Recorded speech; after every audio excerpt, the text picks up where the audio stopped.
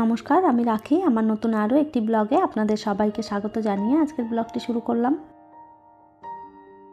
কেমন আছেন আপনারা সবাই? আশা করছি ভালো আছেন, আর আমরাও ভালো রয়েছি। এখন বাজে সকাল 8টা। আপনাদেরকে সাথে নিয়েই ব্লগটা শুরু করলাম। প্রতিদিনের মতন আরও একটি ব্যস্ত সকাল নিয়ে আজকেও হাজির হলাম আপনাদের সামনে। তো এই যে সকালবেলায় যেরকম প্রত্যেক দিন ঝামেলা থাকে, আজকেও কিন্তু সেই সেম ঝামেলা নিয়েই এসেছি। তারপরে রান্নাটাও তাড়াতাড়ি করে করতে হয়, নাহলে আবার আমার হাজব্যান্ডেরও দেরি হয়ে যাবে, খেয়ে যেতে পারবে না। তো সেই কারণে রান্নার ঝামেলাটাও থাকে, বিবেককে স্কুলে পাঠানোরও তাড়া থাকে। স্কুল বাসটা যেহেতু একটু তাড়াতাড়ি আসে, একদম 9:20 মধ্যেই ঢুকে পড়ে। পারলে 2 মিনিট আগেই ঢুকে পড়ে, কিন্তু কখনো দেরি করে না। তো সেই কারণেই তাড়াহুড়োটা বেশি পড়ে, না হলে দেখা যাবে স্কুলে আবার ছাড়তে যেতে আমাকেই হবে। ওর বাবা তো অফিসে বেরিয়ে যায়, ওর সময় হবে না, বাস মিস হয়ে গেলে আমাকেই দিতে যেতে হয়। আর আজ সকালবেলায় করছি বাঁধাকপি আর গাজর মিশিয়ে ভাজা করছি, আর ওই দিকটাতে একটু সিমই বসিয়েছি আর রুটি করে নেব। তো এই যে তেলের মধ্যে একটুখানি শুকনো লঙ্কা আর মেথি ফোড়ন দিয়েছিলাম, তার মধ্যে এই যে বাঁধাকপি আর গাজরটা কেটে রেখেছিলাম সেটাই দিয়ে দিয়েছি, আর একটুখানি নুন হলুদ দিয়ে তারপরে ঢাকা চাপা দিয়ে আস্তে আস্তে করে ভেজে নিয়েছি। আর এইভাবে বাঁধাকপিটা ভাজা করলে আর গাজরটা দিয়ে মিষ্টি মিষ্টি লাগে, রুটি দিয়ে গরম গরম খেতে কিন্তু বেশ ভালোই লাগে। আপনারা খেয়েছেন কি না জানি না, তবে না খেলে একবার করে দেখতে পারেন, বেশ ভালো লাগে খেতে। আমি তো মাঝে মধ্যেই শীতকালে এই ভাজাটা করে থাকি, আর খেতে কিন্তু দারুণ স্বাদ হয়। আর এই যে তাড়াহুড়ো করে রুটিগুলো বেলতে গিয়ে আজকে রুটিগুলো কিন্তু একদম বিচ্ছিরি হয়েছে বেলা। আর রুটিটা যদি ঠিকঠাক করে বেলা না হয় তাহলে কিন্তু রুটিগুলো ফুলতে চায় না। এই যে সাইড থেকে ভাঁজ পড়ে গেছে রুটি বেলার সময়, তো সেই কারণে ওখান থেকে ফেটে গেছে, আর হাওয়া বেরিয়ে গেলে তো রুটি ফুলবে না। তো যাই হোক, এভাবেই করে নিচ্ছি, তাড়াহুড়োর মধ্যে যেটা হয়েছে সেটাই অনেক। বিবেককে খাবারটা আজকে একাই দিয়ে দিয়েছি, আর ওইদিকে আমার হাজব্যান্ডের খাবারটাও রেডি করছি। তারপরে বিবেকের টিফিনটাও গোছাতে হবে, তারপরে ওকে নিয়ে আর কি চলে যাব নিচে। বললাম আজকে একাই খেয়ে নাও, তো বসেছে খেতে। একা একা খেতে চায় না, একটু খেলে তারপরে বলে আর খাবো না, আর্ধেকটা খেয়ে উঠে পড়ে, আর আমি খাইয়ে দিলে একটু পেট ভরে খেতে পারে। বেশিরভাগ বিবেককে আমি নিজে হাতেই খাইয়ে দিই, আর নাহলে আমার মনেও একটা শান্তি হয় না যে কতটা খেয়েছে, কীরকম খেলো, পেট ভরলো কি ভরলো না। আর নিজের হাতে খাইয়ে দিলে কিন্তু এই সমস্যাটা হয় না, দেখা যায় ওরও পেটটা ভরে আর আমারও মনটা শান্তি হয়।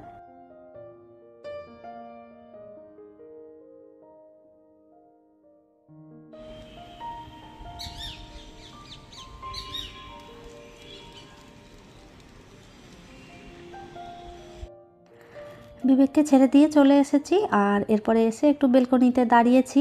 চারদিকে একদম কুয়াশায় ঢাকা, আর ভীষণই ওয়েদারটা আজকে কুয়াশা কুয়াশা করেছে, তো ভালো লাগছে না, আর প্রচুর ঠান্ডাও দিচ্ছে। আর বেশ কয়েকদিন হয়েছে গাছগুলোতে জল দেওয়া হয়নি, তো সেই কারণে গাছের পাতাগুলো কীরকম একটু দেখলাম ঝিমিয়ে ঝিমিয়ে পড়েছে।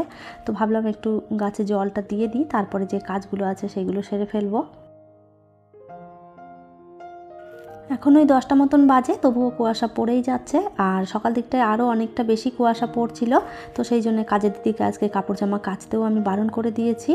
আর আসলে হয় কি, এখানে তো বেলকনিতে খুব একটা জায়গা নেই, আর কাপড় চোপড় কেচে দিলে যদি না শুকোয় তখন আবার এই বেলকনিতে এনে মেলতে হয়। তো বেলকনিটা খুব একটা বড় নয়, তো সেই কারণে একদম মানে কাপড় জামা বেশি মেলা যায় না। তো যখনই দেখি একটু বাদল বাদল করেছে, মেঘ করেছে, তখন কিন্তু কাচাটা বন্ধ রাখি। বেলকনিটায় গিয়ে বেশ ভালোই ঠান্ডা লেগে গেল, সেই জন্য চাদরটাও গায়ে দিয়েছিলাম। ফুরফুর করে হাওয়া দিচ্ছে, তো সেই জন্যে বেলকনিতে আর বেশিক্ষণ দাঁড়াইনি। যেটুকুনি কাজ ছিল ওটা সেরে তারপরে যে চলে এলাম বিছানাটা তুলে নেব।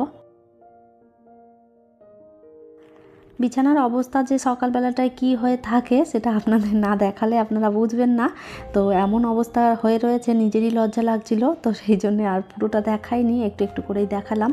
ব্ল্যাঙ্কেটগুলো আগেই ভাঁজ করে তুলে নিয়েছি, আর এরপরে এই যে বিবেক এখানে খেলনা ঢেলে সকালবেলা একবার খেলে তারপরে কিন্তু স্কুলে বেরিয়েছে, আর সমস্তটা ছড়িয়ে ছিটিয়ে রেখেছে। এগুলো এবার এই যে জায়গা মতন আমি গুছিয়ে রেখে দেবো। তবে এই যে গুছিয়ে রাখলাম, এসে কিন্তু আবারও খেলনাগুলো ঢালবে বিছানার উপরে। সারাদিন কতবার যে বিছানায় খেলনাগুলো ও ঢালে, আর আমি সারাদিন কতবার যে তুলি তার কোনো ঠিকানা নেই। আর করা যাবে, বাচ্চা মানুষ, খেলতেও তো দিতে হবে। তো সেই কারণে খুব একটা বকাঝকা করি না, মাঝে মাঝে বিরক্তি লাগে ঠিকই, তবে যখন চিন্তা করি আবার দেখি যে একা একা কী করবে বেচারি, যদি না টিভি দেখতে দিই, মোবাইল দেখতে দিই, ওকে তো একটা কিছু করতে হবে। তো সেই কারণেই এই যে খেলনাপাতিগুলো নিয়ে খেলে। বিছানাপত্র সব গুছিয়ে ঝেড়ে পুছে আর এই দিকটা ঝাড় দিয়েও একটু পরিষ্কার করে নিলাম। সকাল সকাল একবার যদি আমি না ঝাড় দিই তাহলে আমার মনে শান্তি হয় না। ঘর থেকে ঝাড় দিলে তো কিছু না কিছু নোংরা বের হবেই, এটা তো আছেই। কাজের দিদি সেভাবে তাড়াহুড়ো করে ঝাড় দেয়, ওর ঝাড় দেওয়া আমার ঠিক একটা পোষায় না। তবে এই যে রেখেছি, কি আর করা যাবে, অগত্যায় যেটুকুনি করে দিয়ে যায় ওটুকুনি হেল্প হয়।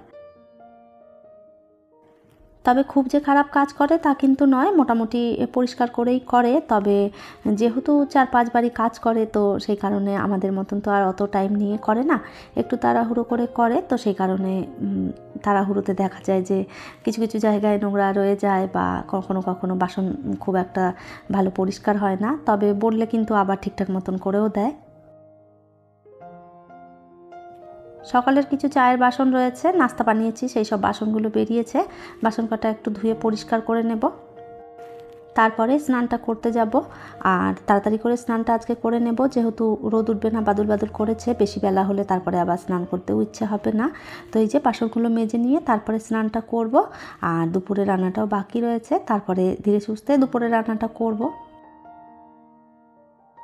সকালে যেহেতু একবার খাওয়া দাওয়ার ঝামেলাটা মিটে গেছে, তো এরপরে তো আমি আর বিবেক দুজনই খাবো, খুব একটা তাড়া নেই, ধীরে সুস্থে করলেও হবে। আর দুপুরবেলায় আমরা যা হোক একটা কিছু করে খেয়ে নেব। আলু সিদ্ধ ভাত করলেও অসুবিধে নেই, বা হয়তো খিচুড়িও একটু বসিয়ে দিতে পারি কুকারে করে। তো এই ধরনের খাবারগুলোই দুপুরবেলায় আমি আর বিবেক বেশিরভাগ খেয়ে থাকি। আর রাতের দিকটাতেই একটু ভালো মন্দ করে আবার রান্না হয়, নাহলে দুপুরবেলাটায় বেশি একটা ঝামেলা রাখি না। এই মুহূর্তে আপনারা যারা আমার ভিডিওটি দেখছেন, প্লিজ একটি লাইক করে দেবেন। আর আমার ভিডিওর কোনো অংশ যদি আপনাদের ভালো লেগে যায়, কমেন্ট করে জানাতে ভুলবেন না। এই ধরনের ভিডিও যদি আপনারা আরও দেখতে চান, চাইলে আমার চ্যানেলটিকে সাবস্ক্রাইব করেও রাখতে পারেন। কাজটি যারা অলরেডি করে রেখেছেন তাদের অসংখ্য ধন্যবাদ। কাল আমার কাছে একটা বোন জানতে চেয়েছে আমার এই ড্রেসিং টেবিল কাম ওয়ার্ড্রপটা আমি কোথা থেকে কিনেছি এবং কত দাম দিয়ে কিনেছি। তো আমার এই ড্রেসিং টেবিলটা আমি কিনেছিলাম বর্ধমান থেকে। তো এটা আমি যখন কিনেছিলাম তখন তো আমরা ভাড়া থাকতাম, আমার কাছে সেরকম আলমারি ছিল না। তো ভেবেছিলাম কাপড় জামাও যাতে রাখতে পারি, আর তার সঙ্গে আমার যেন কসমেটিক্সগুলোও রাখতে পারি, তো সেই হিসেবেই এটা কিনেছিলাম।